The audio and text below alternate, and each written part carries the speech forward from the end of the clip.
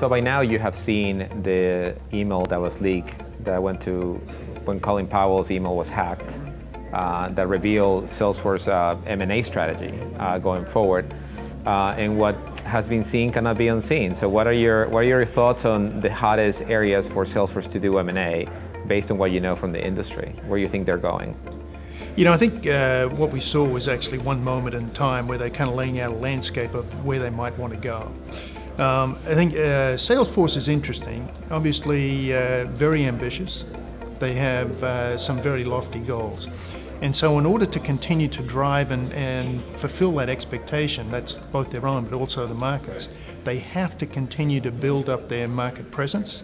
They have to be able to drive revenue growth at the rate that they've been doing it. Yeah. And of course that becomes harder and harder when your core business is becoming more and more penetrated. I mean, when you look at the Salesforce automation business, they've got quite a heavy penetration there. It's not also now not the fastest growing business that's out there.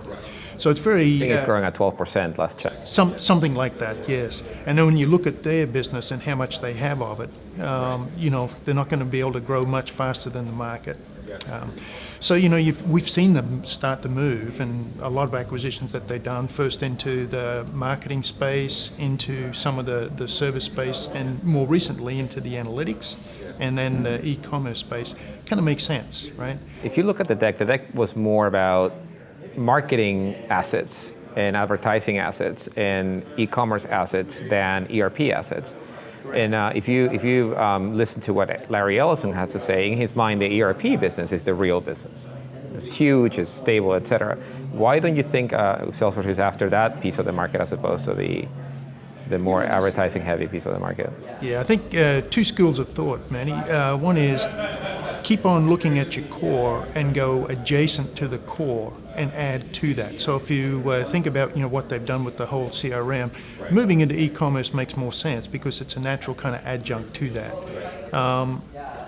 I believe that ERP and certainly the core financial management is very sticky business. Once it's in, it's very hard to get out. Absolutely. So, and that's obviously the Oracle approach and others like SAP, et cetera. It's all about that core. If you look at their valuations, Oracle is worth $120 billion, SAP is close to $90 billion, and it's on the back of the ERP install base. Yeah. It was surprising that Salesforce didn't decide to attack that, but instead decided to attack, more the advertising top of the funnel type of stuff. Right. What would you say is their next big move? I think at the moment what they seem to be doing is trying to really flesh out the analytics space. I think everybody's moving that way. We saw them make the announcements around Einstein, et cetera. Yeah. Because I think that's going to become a very core component of any platform. Right. And it can't just be kind of bolted on. It has to be part of the underlying foundation of the platform to be used anywhere within that business process cycle. And what would that do to the current analytics companies like Tableau or people who are pure play third-party analytics? Yeah, I think over time they're going to be interesting in the moves that they're going to have to make if they want to remain independent and competitive. One of the things that they're going to want to do, and probably will do, is more and more vertical or industry expertise built within the construct of what they're doing versus a visualization and data analysis type tool that's more generic. Were you surprised by anything you saw on that deck? Was there anything amiss? No, I think and there's been a few comments on it, obviously, in the press today. Yeah. The one that probably it was both on their target list and on their interlooper list was Adobe, which was a kind of an interesting one for them, given the size that Adobe is and the breadth of what they have. Right. So that was probably the most interesting one that was there.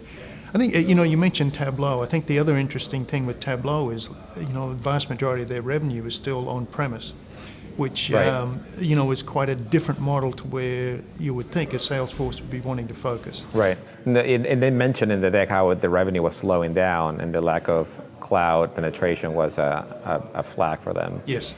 But wouldn't that make Tableau an undervalued asset that you should pick up? I mean, it just went up 5% today on the rumors alone, Well, if they want, I think there's two things that Salesforce is probably after at this point. One is, how do I bring in innovative technologies to be able to advance what I'm doing from a product capability perspective? Right. but the other clearly is how do I get more revenue? Right. And so, looking at revenue plays, and I think Tableau's getting close to $1 billion in revenues, 800 They're very million, close, 900 million. That's a good chunk to add to them. And if they had a belief that they could turn that to be more cloud over time, it could make a lot of sense for them. Got it. No, that makes a lot of sense. Do you feel that that they're capping out on price, meaning they're capturing all the value they can with the current pricing of the CRM? Or I don't think there's too much more there because, bear in mind that they're now getting more price pressure right. from the likes of Microsoft. Right.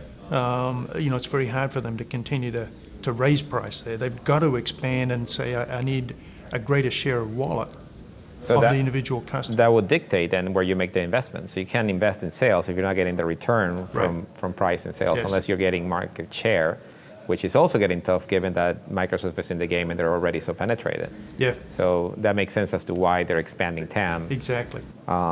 So you're the CEO of Salesforce. What is your next acquisition? It would be interesting to me. You mentioned it before. I'm a little surprised that they haven't kind of moved a little more into the core. And, there are companies out there like Financial Force, et cetera, that have built the financials on top of Salesforce, right. which would seem to be a natural fit. A natural ERP fit, yeah, for sure. NetSuite was on their list. Obviously, we'll see if Oracle manages to close that one. But, it's a very difficult one for anyone to buy. Right. Given the position that Larry Ellison has with it. Right. I mean, there are other low-hanging fruit there, like Intact, or potentially yes, or even Intact tends to deal a little bit lower in the market. I mean, they'd be very good for them from a mid-market type of opportunity, but a little higher up, a little harder. Got it. Were you surprised by seeing Glassdoor reviews as part of the acquisition criteria for each of these companies? I was a little. Yeah, I think it's an indication of company culture. Right. And, going through an acquisition integration is one of the most distracting things for an executive team that you can go through. And I've been through a number on both sides of that equation. And so the more that the culture is already, strong, it's a good culture, being able to bring that in or leave them independent for a while right. gives you that option.